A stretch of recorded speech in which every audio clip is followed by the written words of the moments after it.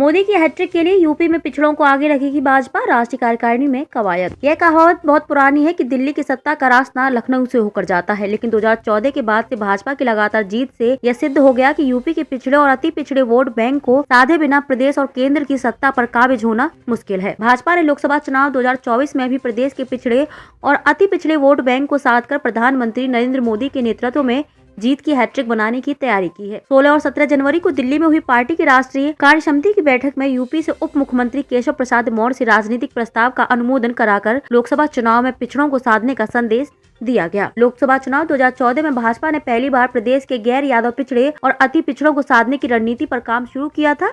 यह प्रयोग सफल रहा। भाजपा ने 80 में से 73 सीटें जीतकर पीएम मोदी के नेतृत्व में पहली बार पूर्ण बहुमत की सरकार बनाई। उसके बाद से प्रदेश में भाजपा की राजनीति पिछड़े वर्ग के इर्द गिर्द घूमती है। पार्टी ने सत्ता से लेकर संगठन में पिछड़ों की भागीदारी को बढ़ाए। केशव प्रसाद मौर्य को 2016 में भाजपा का प्रदेश अध्यक्ष बनाया। पिछड़े वोट बैंक के बूते पार्टी ने 2017 में रिकॉर्ड सीटों के साथ यूपी में सरकार बनाई। लोकसभा चुनाव 2019 में भी सपा बसपा के गठबंधन के बावजूद पिछड़े वोट बैंक के बूते ही भाजपा 80 में से 64 सीटें जीतने में सफल रही। 2019 लोकसभा चुनाव में भाजपा के टिकट पर 2 दर्जन से अधिक पिछड़े वर्ग के सांसद चुने गए। योगी सरकार के 52 सदस्यीय मंत्रिमंडल में पिछड़े वर्ग से 18 मंत्री हैं। 2022 विधानसभा चुनाव में पार्टी ने 137 सीटों पर पिछड़े वर्ग के प्रत्याशी उतारे थे। इनमें से 89 चुनाव जीते। यूपी से प्रमुख पिछड़ी जातियों में जाट, शाक्य, राजभर, यादव, कुर्मी, निषाद, गुर्जर समाज के नेताओं को राज्यसभा भेजा गया। राष्ट्रीय कार्यकारिणी की बैठक के साथ ही भाजपा ने लोकसभा चुनाव का शंखनाद कर दिया है। ऐसे में यूपी में जीत का सिलसिला बरकरार रखने के लिए पार्टी ने पिछड़ों को साधे रखने की भी रणनीति अपनाई है। प्रदेश में पिछड़े वर्ग में केशव प्रसाद मौर्य को पार्टी का चेहरा माना जाता है। विधानसभा चुनाव में हार के बावजूद पार्टी ने केशव को उप मुख्यमंत्री बनाया। इसके बाद विधान परिषद में नेता सदन की जिम्मेदारी सौंपकर उनका कद बढ़ाया। अब राष्ट्रीय कार्यकारिणी की बैठक में केशव से राजनीतिक प्रस्ताव का अनुमोदन कराकर भी पार्टी ने यूपी में यह संदेश देने की कोशिश की है कि पिछड़ा वर्ग पार्टी के केंद्र में है। जानकारों का मानना है कि यूपी में निकाय चुनाव में ओबीसी आरक्षण पर उच्च न्यायालय की रोक से पिछड़े और अति पिछड़े वर्ग में नाराजगी है। सरकार ने ट्रिपल टेस्ट के लिए आयोग गठित उसकी संस्तुति पर ही चुनाव का ऐलान कर डैमेज कंट्रोल की कोशिश कर ली है। इसके बावजूद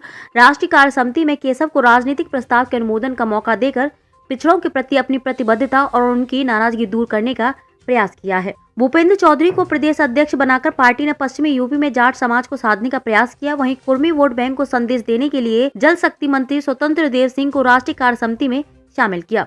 जानकार मानते हैं कि पिछड़े वर्ग को साधकर पार्टी 2024 में सिर्फ मोदी सरकार की हैट्रिक बनाना चाहती है, बल्कि 50% से अधिक वोट हासिल कर मिशन 75 को पूरा करना चाहती है।